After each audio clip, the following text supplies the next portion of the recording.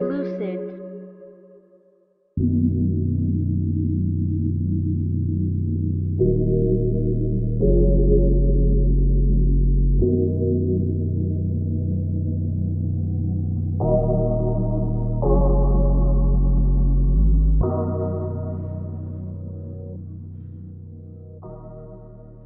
Alright, so in this video, I'm going to be showing you guys the most smart and advanced minecart loader there is.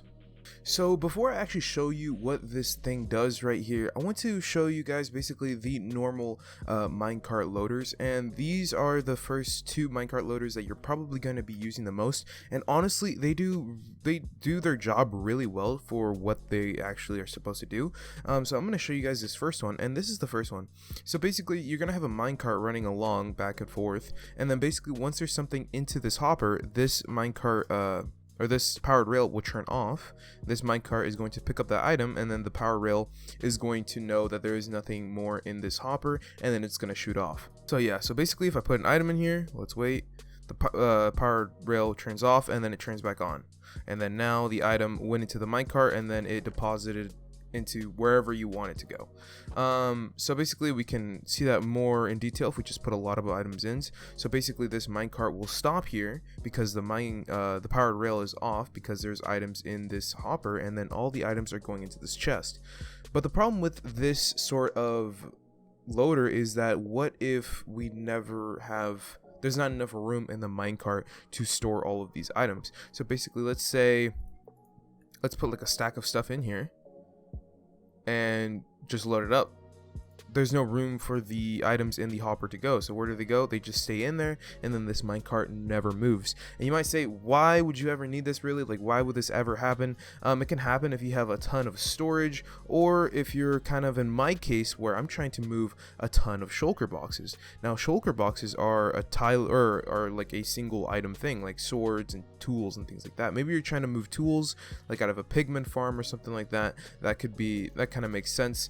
You're trying to melt some golden swords. So yeah, basically what would happen is that you would fill this thing up, and then the whole thing, oh well, I'm not making a good example of this, but like basically I'm trying to move a ton of shulker boxes, and shulker boxes aren't like storable, or they're not stackable, my bad. So yeah, we would have like a ton of shulker boxes in here, and I do have this many shulker boxes.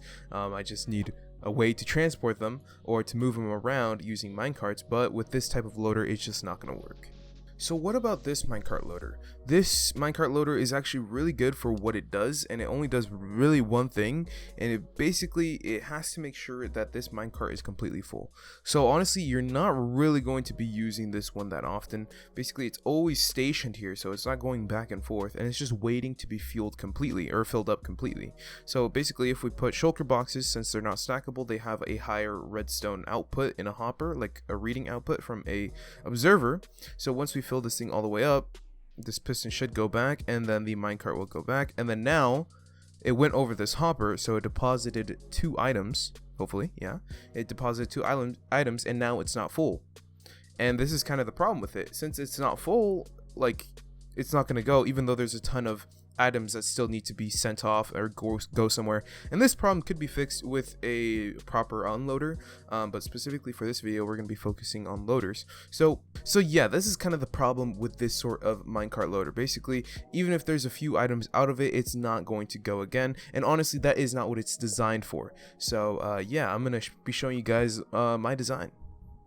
So here is the design. So basically it's kind of smart in a way on how it functions. So initially when you put items into it, it first waits until the minecart is completely full. So it's kind of running on this feature, it's kind of running on that feature. And basically what this design is both of these two ideas combined into one machine, and they work together. So basically what happens is that when you put items into this chest right here, it's going to go into this minecart, and then the minecart is going to be waiting to be completely filled up.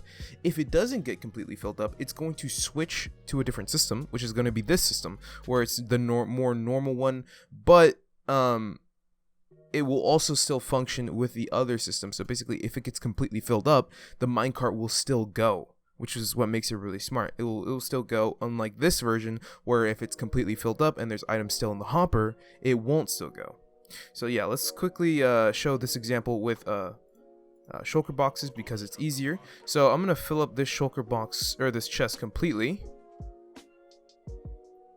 Let's keep filling it up.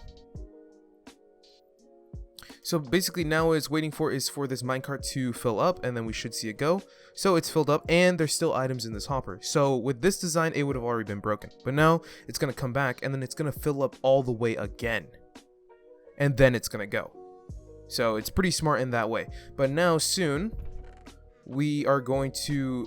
There's not going to be any more items, and then now the machine is just going to go on its own, where that version would break. So now it's basically seeing that there's still items in the hopper or into the minecart with the chest, and so it's going to keep going, and it's not going to be stuck there like that one that has items still in it, but only 2 missing. And this one still has items in it, but it's still going. Alright, so now I'm going to show you guys how to build this, and this is what you're going to need for everything. So it's not too much, honestly. It's nothing crazy. Probably the most annoying thing to get is a cake. You don't... So yeah, other than the cake, I mean, you're kind of chilling. So you just need a cake, which is kind of annoying to build, but yeah, so I'm going to show you guys how to build it. Oh, and another thing I forgot, you're going to need a power rail and a detector rail, and then more rails depending on where you want the thing to go. Alright, so we're going to start with a 3-block thing, kind of looking like this, and then we're going to place a detector rail at the top and then a powered rail at the bottom, and then we're going to use another rail and place it up here, and what that's going to do is make this detector rail go like this, and then you can break it and then place a block above it, and then that detector rail will stay in this kind of weird state, and this is basically what we want.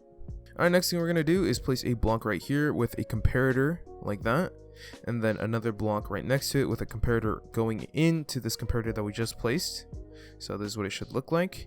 And then we're going to have another block right next to this comparator with the cake. And this comparator should stay on, or turn on. After that, what we're going to do is get a redstone torch. We're going to place a block in front of this comparator, the first one that we placed. Then we're going to place a redstone torch on top of it. And then we're going to get a sticky piston, which will extend just like that. And we're going to put it right next to this redstone torch. And then you can place your fence post on this piston.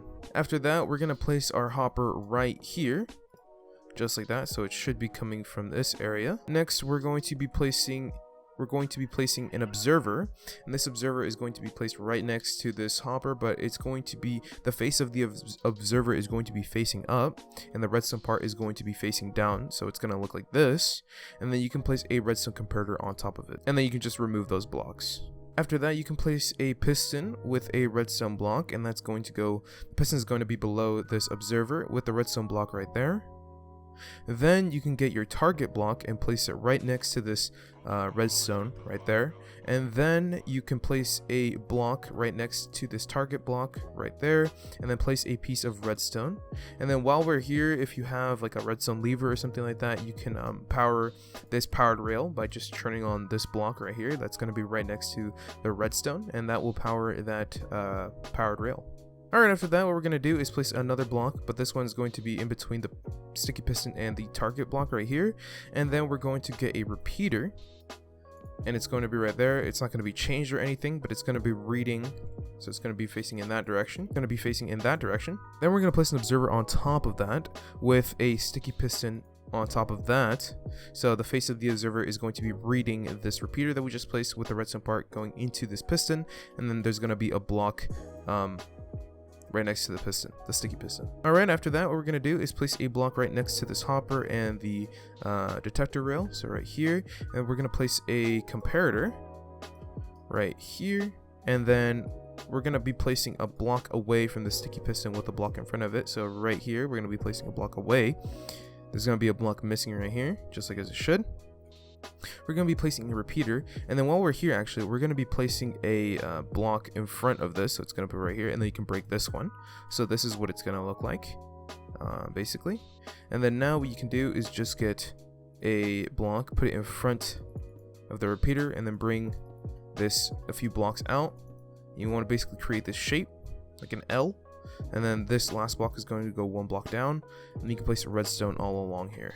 So this is basically what it's going to look like. And after that, you are done. All you have to do now is just bring along this line and just take this minecart wherever you want to. You can just continue this line to wherever it needs to go. And for the last thing I forgot to mention, you're just gonna put a minecart with a chest right on top of this detector rail right there, and then this hopper, you can connect chests or barrels to it.